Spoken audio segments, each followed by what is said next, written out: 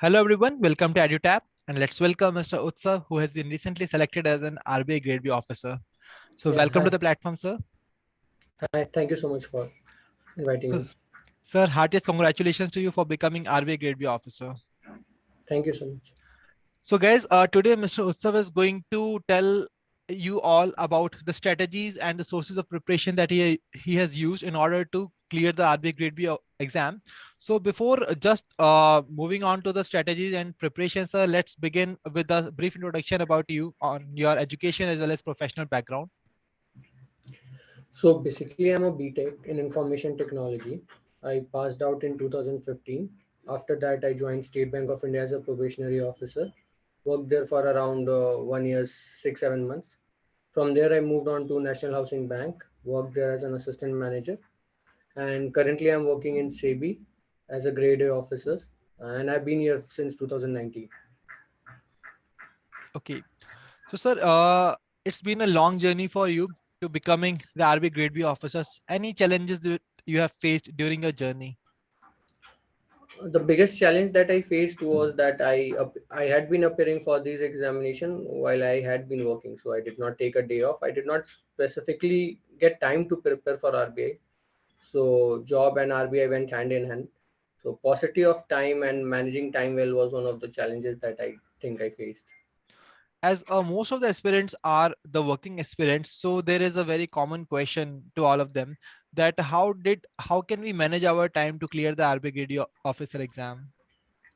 So for that, my input would be that we need to utilize the maximum amount of time that we get between during office hours. Maybe we could utilize time while we are traveling to office during our lunch break. So you need to utilize time. Secondly, maybe you need to rely on sources which would provide you handy materials, so you do not have to do all the hard work by yourself. I mean, from hard work, I mean collecting data from different sources. So if you can get data from different sources at one place by using any platform, any other service provider, it would really be helpful for you because you are really short on time. That is what I think. Okay. So, see, it's as you have already mentioned that you are working in SEBI. So, how did Right. RBI happen? So basically, RBI was always there on my mind when I started my career as a commercial banker in SBI. So I have been appearing for RBI's, and this is my fifth attempt actually. It's just that this time my effort and my luck helped me sail through this examination. Definitely, sir. So, what were your learnings from the previous attempts that really helped you to clear the RBI Grade B exam this year?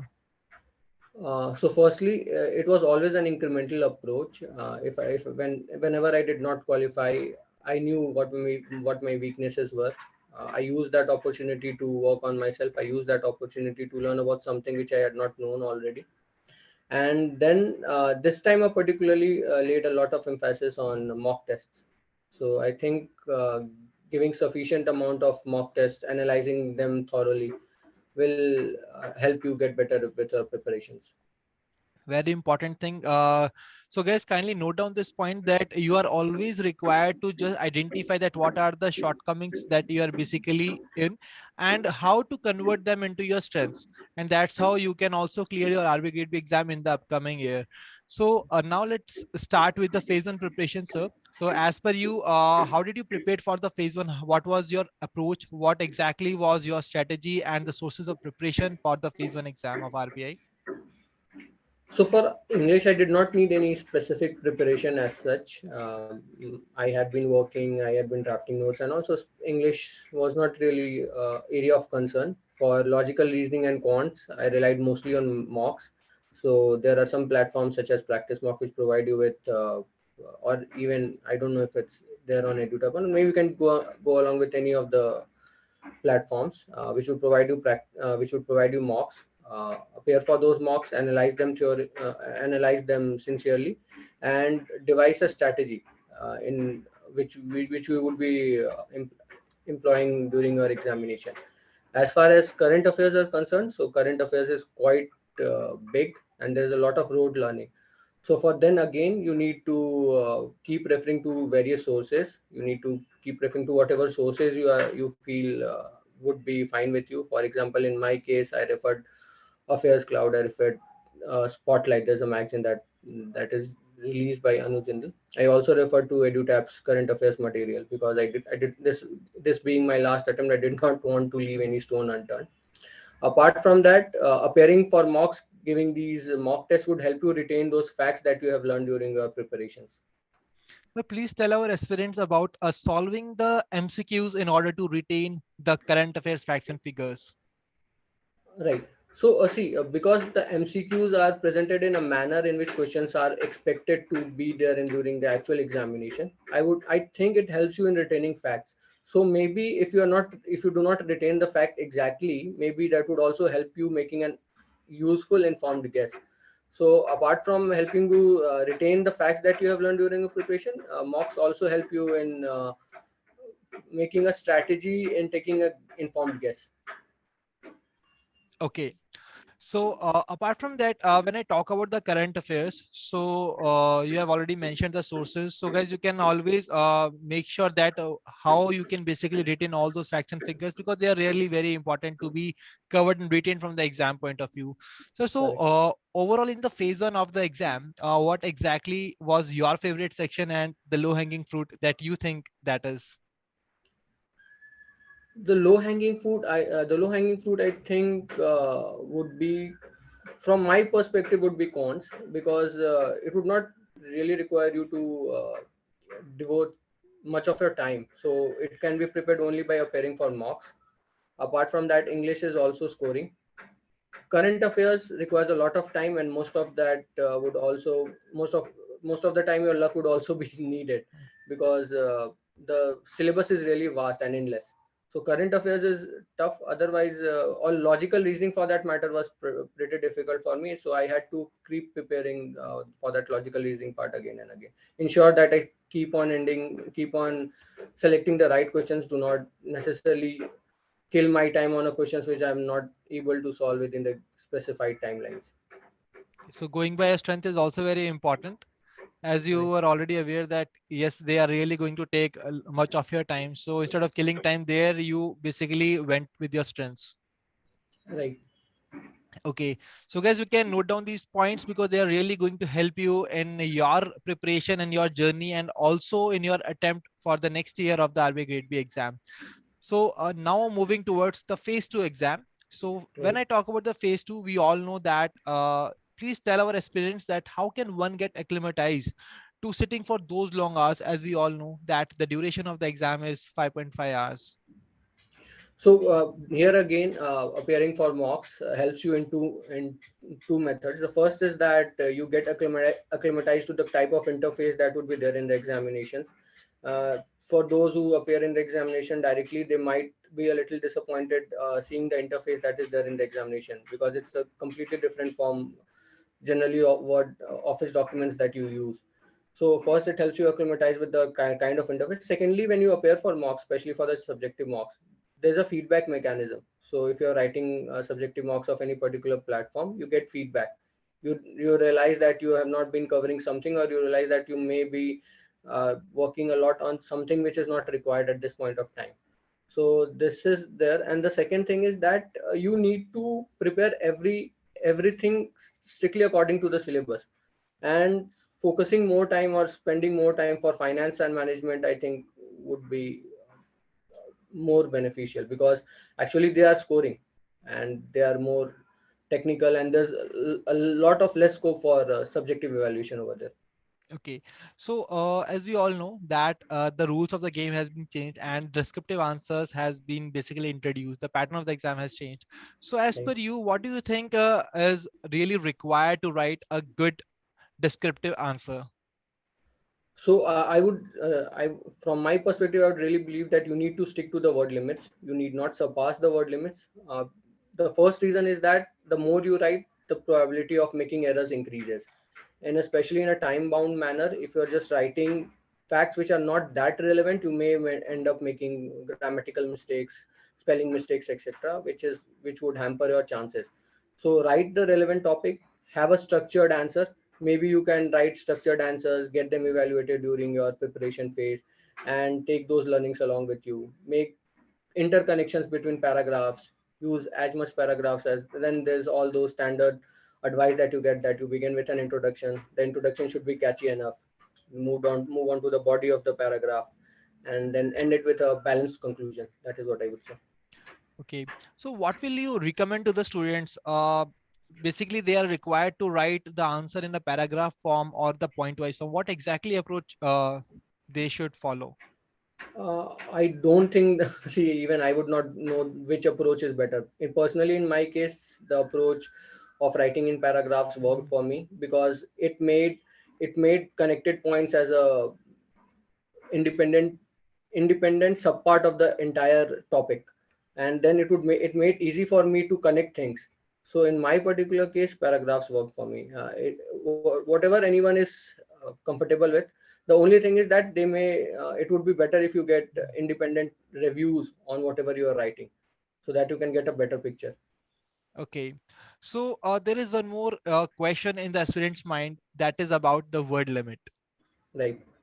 So as I said, exceeding word limit is really not advisable. First of all, it kills your time during the examination. There's a limited window. You have to think, you have to rephrase, and then you cannot keep jumping from the first section to the interface is such that you cannot keep switching between sections, or scrolling between paragraphs. It makes a little difficult scrolling between paragraphs.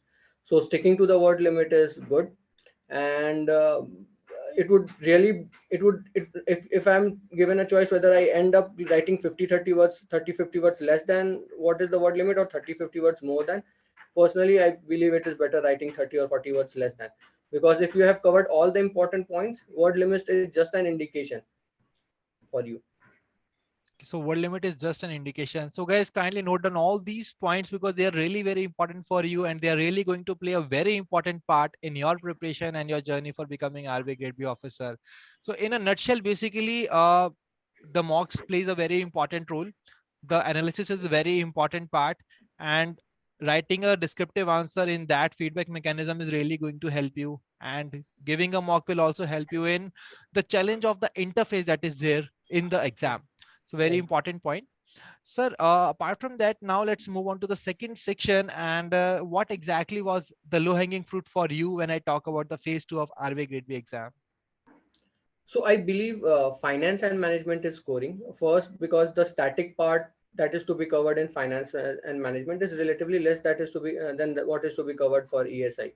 Secondly, the current affairs that is also to be covered for the FN part, I think it's relatively less than what is there in the ESI. And lastly, there are a lot of concepts which would not require rote learning, which could be covered in a shorter span of time than what could be covered in ESI. Secondly, English, most of us neglect that part because we think we Hmm. can write essays and all. But having a independent feedback, writing helps us both in sticking to the word limit, and then writing essays or writing précis which is free from grammatical or punctual errors. So every section plays its and has its own important role, which plays a very important role in the final selection. Right. So starting with the finance and management. So any, as you have mentioned that it is the most scoring one and there is a very limited number of topics there. So any topic that you would like to mention here that are really a must do topics for the aspirants when they are preparing for the finance and management section for the exam? This particular thing I would rather refrain from, because the examination pattern is such that it's surprising. You cannot you cannot base your strategies on the previous year papers. So rather than sticking to two or three topics, the point is that the syllabus is limited in finance part. So I think every keyword that is there in RBI syllabus should be covered thoroughly as far as finance or management is concerned. And for finance, I believe that the utilization of RBI's website is a little underrated. So there's a lot of information, there's a plethora of information on RBI's website. A candidate needs to skim through those information, make his or her own summary, and maybe also relies on platforms such as EduTap. So thank you for mentioning that. And I would like to ask you that what exactly the importance of the RBI notifications when I talk about the finance current affairs? Okay, so basically in my strategy, the day the notification came out, and till the time of my interviews. I used to refer RBI website on a regular basis. Apart from that, one way that could really be helpful, that has been helpful in my case, is to search for keywords in Google. So I'll Google RBI every day, and then I get all those articles where RBI is mentioned, or where SEBI is mentioned, or any other financial body is mentioned, and then maybe, depending on my experience, my intuition, I can summarize those articles, make short summaries, uh, which, because these articles could be used either in objective examination also, or there could be an essay on these if there are big developments also. So say for an example, CBDC. So Yes. there were several articles on CBDCs. So relying on one or two article may not give you ample content. So maybe you need to cover CBDC in different articles, the Hindu Business Line, Live Mint, etc. And thirdly, most I also see that on YouTube, most of the platforms that give you an opportunity, they work for you, they uh, they summarize all this material from different sources, and then they present it to you in a friendly and useful manner. And the best thing about YouTube is that you can consume its content while you are on the move, while you are traveling, you are going to office, coming back to office during your lunch time. So this could be one of the possible ways you could cover current affairs. Very insightful, and I really believe that the aspirants are really going to get a lot of out of this particular part that you have just mentioned, sir.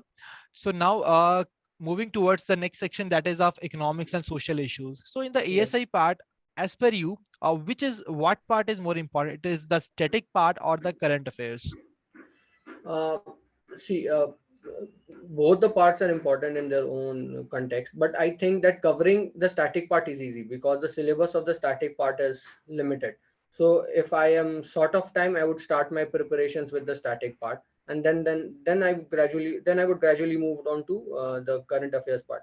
Because in current affairs part, especially in the context of ESI, there's everything under the sun that you need to study.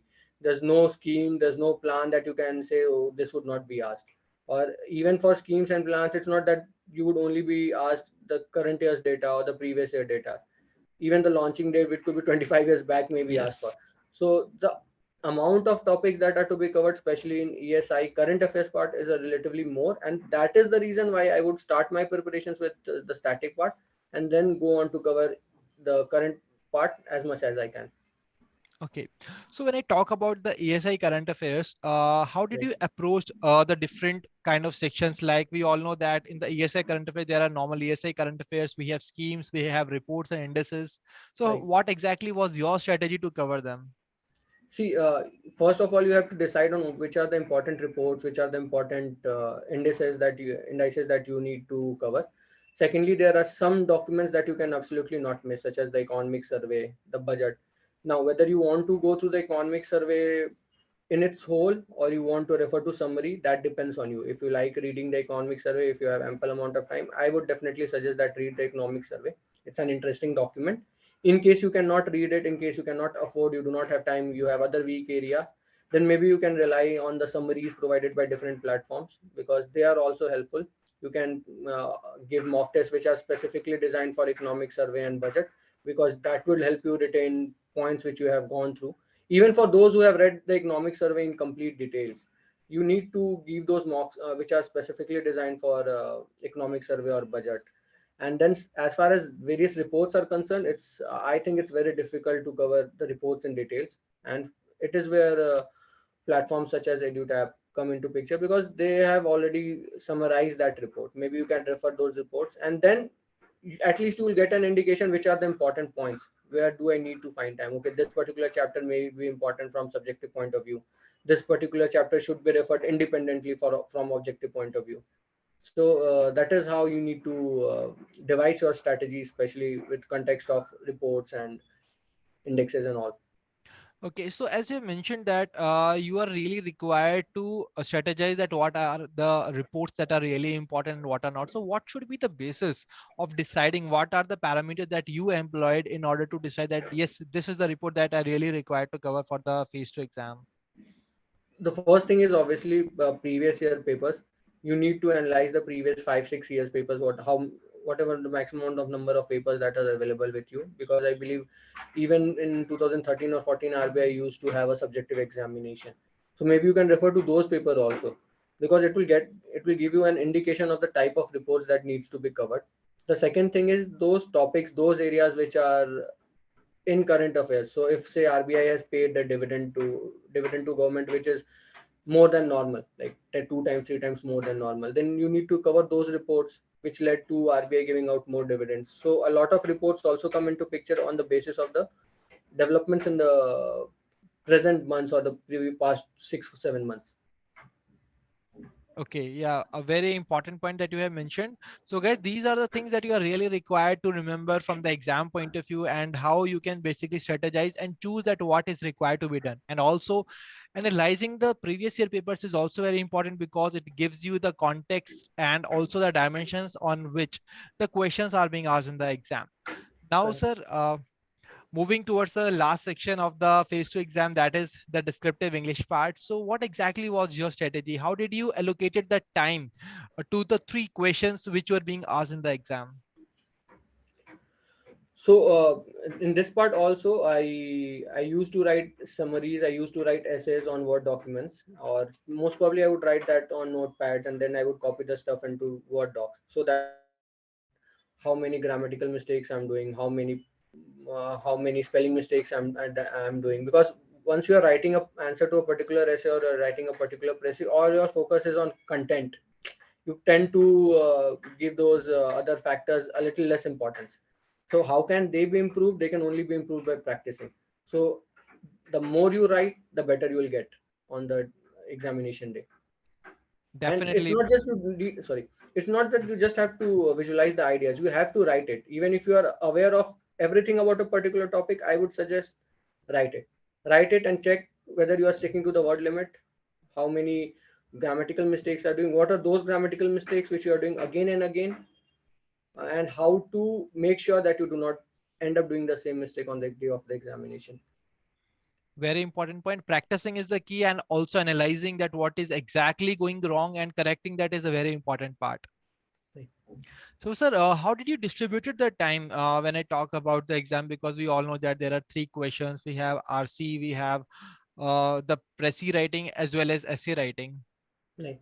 Uh, the first question that I attempted personally, this can be a strategy which can be very personalized. In my particular case, I attempted the Pressy first, because you have two challenges over here. First, you have to read a comprehension, and then you have to put it in a number of limits, and you strictly have to adhere to the word limit in the case of a Pressy. So that is a little challenging. I attempted Pressy first, then essay, and then comprehension. Comprehension, in my own personal opinion, is the easiest part, because you just have to reproduce something which you have read, and you have to reproduce in a simpler manner, in in a summarized manner. So that is not a big challenge. Pressy and essays are bigger challenge, and if you have to divide the whole time, I think 25% time to Pressy, 30 to 35% time to 35 at least to essay, and the remaining time could be devoted to the other section. But then again, it's something which can be personalized from person to person. Yeah, definitely.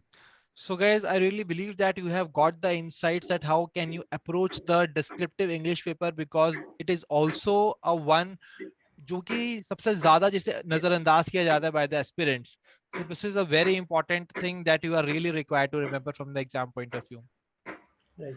So before moving towards the interview part, let us also discuss about what is exactly the importance of mocks as well as the revision when I talk about the phase two exam. That is what mocks help you revise also.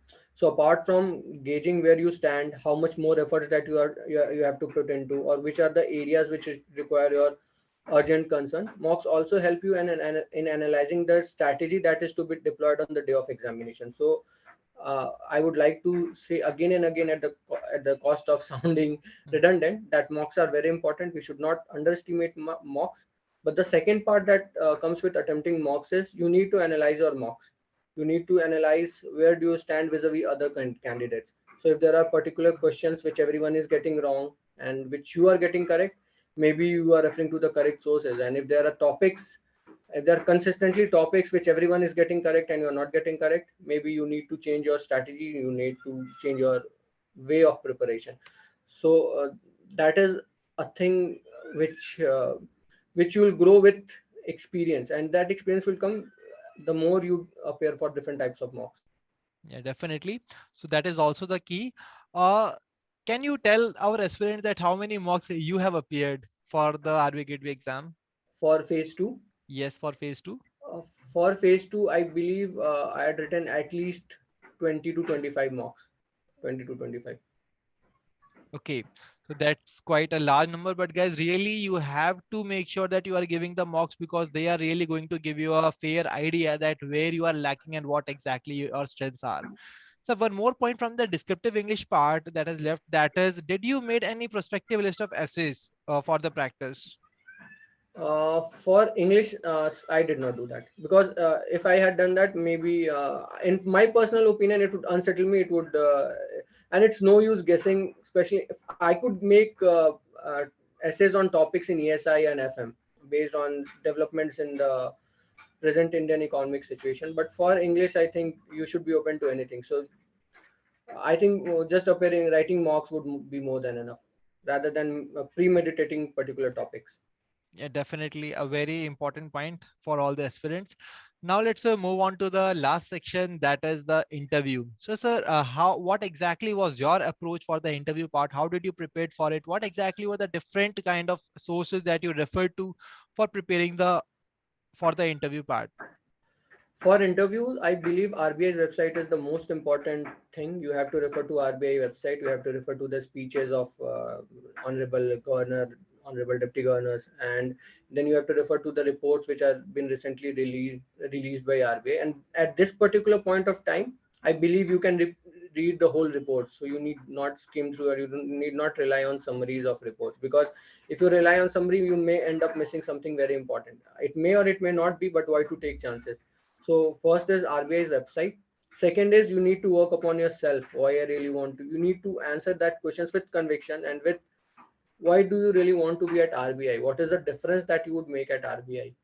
And and whether your answer is in the correct direction or not, that can be gauged by a independent review. So for that, I'm thankful to EduTap and other platforms also, because I appeared in the mock interviews of many of the platforms. And in this particular context, I would like to thank EduTap, because EduTap's mock interviews was the most useful for me, especially in my scenario, because my actual interview went on the same lines, a lot on the same lines. So that has been really helpful for me. Thank you so much, sir. Would you like to throw some more light on the Edutech mock interview? How was the panel, and was it really the same kind of questions? And how exactly the importance was of the feedback that they have given to you?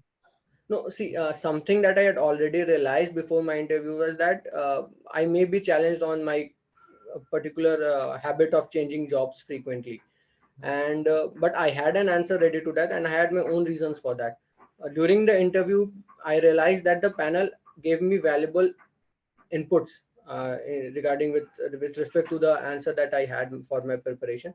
Secondly, since the panel were retired officials of RBI, NABARD, etc., so they also had an insight on the latest developments of RBI. So they they kind of grilled me on those parts where I would be uncomfortable with, or where I could lose track of my interview, or lose track of the control that I have in my, because interviews are mostly based on leading questions. From your answers, your next questions comes up. So all these would require that you phrase your answers very carefully. So while thinking it in mind, while answering, you need to uh, really be aware of the things that you are going to speak up, because you might mention a word here and there which you are not aware of, and you end up biting more than you can chew. So all these inputs were really helpful for me during my mock examination, mock interviews. So, how can one practicing that particular art of answering the question while giving an interview? So for that, maybe you can have a set of questions that you expect the panel to ask you. It could either be personal question, it could be professional question. So if you are preparing for a professional course, so if say if you appeared for CFA or FRM a year back, or 2 years back, then maybe you would not be in touch with all the content that you studied 2 years back. So maybe spend a day or two revising all that stuff. That would not take much of your time. Maybe just cover up the important points, because if you have something on your CV which makes you different from the rest of the others, you are expected to be thorough with it. So if you're writing, say, FRM, if you're writing, say, CFM, maybe it's good if you can just spend a day or two revising all the important fundas that you learned over there. Definitely, it really helps. So, apart from the RBI notifications and the speeches, any other books that you refer to for the interview preparation? No, in my case, I did not. Okay, sir. I would, yeah. Yes, please. I would, during my interview preparations, I would make sure that I read at least two business newspaper daily, which was not possible during preparation for my mains and prelims, as I'm a working professional. But during my interview, 30, 35 odd days that I got, I made sure that I am I'm reading newspaper on a daily basis. Okay, a very important point because it also gives you the insights about what exactly is happening, and Yes, you are also in touch with the current affairs that are really very important. correct. Sir, apart from this, see, after reading all these particular things, after revising everything that is under the sun, and after going through all the RBI notifications, still sometimes there is a point of time that the aspirant is answerless. He do not know the answer to the question that is being asked. So, in that particular situation, is it okay to say no to that particular answer? In my opinion, I think it's the best thing to do. If you're not aware, if you do not know the answer, it would be best to accept that, sir, I do not know this answer. And maybe then you can ask the interview panelists, because if you have certain inclination that this topic may be related to this particular thing, or this particular thing could be the answer of this particular question, maybe you can ask the panel that, I do not know, sir, but can I make an informed guess? And then maybe you can put your opinion. But then it's up to the individual, because sometimes the opinion or the answer that people are thinking is an informed guess is not an informed guess at all. So in that case, just stick to saying, sir, sorry, I do not know that answer. Okay, a very important point, guys. Kindly note down this point because these kind of situations are really going to take place when you will be appearing in your interview. Sir, as for you, what kind of people are they looking for? No, I think RBI is looking for a very diverse set of people. So do not come with any uh, biased perception that RBI wants working professional, RBI wants fresher, RBI wants this or that. RBI is open to anyone who is willing to work, who is willing to learn, and who is willing to grow. So because I specifically think that if you have this bias that RBI is only looking for working professional, you might not be that motivated. Why let that happen? You never know. So if you see people in our batch, there are people from every kind of sector, every kind of experience, and without experience also. So just don't let that baggage weigh you down. So I really believe that that is the best answer that I have got from anybody about Thank this particular question. you. Sir, now there is one more important point, that is psychometric test. So kindly throw some light on that as well. Psychometric test, I don't think it is taken into consideration while arriving at the final merit list, but definitely there would be some parameters, some basic parameters above which you have to score. Otherwise, it can work against you during our interview, because these psychometric tests happen before the interview. And secondly, if you try to fudge the answers in the psychometric test, in my personal opinion, the panel would be smart enough to guess. Because if you're saying something in the psychometric interview and then acting contrary in the interview, it will not work into your favor. So be honest. Don't try to be someone who you are not really are, because all of us have some weakness, some strength, and the psychometric test is all about like giving a panel an opportunity to know that you know about your strength and weakness and you are working on it. So once again, honesty is the best policy when we talk about the Yes, psychometric as well as the interview. yes, correct. Yes. Sir, one last question, and that is, how did EduTap help you in becoming the RBI Grade B officer? So for me, being a working professional, as I told you in the beginning itself, that I did not have much time with me. My office schedules are a little busy, and I cannot skim through different sources, prepare material, and then use them for revision again and again. Definitely, I would do till the point I am capable of, but platforms such as EduTap provide you with an opportunity to avoid that drudgery. So at least they present you consolidated statements, concise statements, and from there, that could be a leading point. That could be a leading point for your own preparation. So if you see a keyword in EduTap, maybe you can Google it, maybe you can use.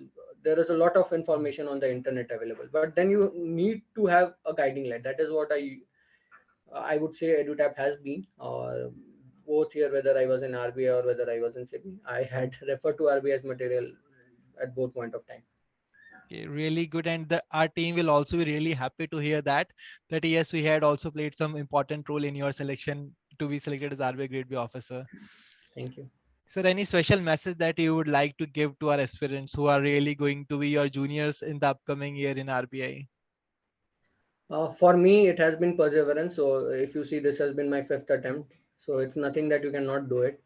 And even if I had not made this time, I ended up being at some place which I would cherish throughout my life. So if you are perseverant, if you are dedicated, if you are honest with your preparations, you need not worry about a result or two. You might not qualify this time, you might not qualify the next time, but if you are if you continue with your focus, if you continue with your studies honestly, I believe you would end up at something good.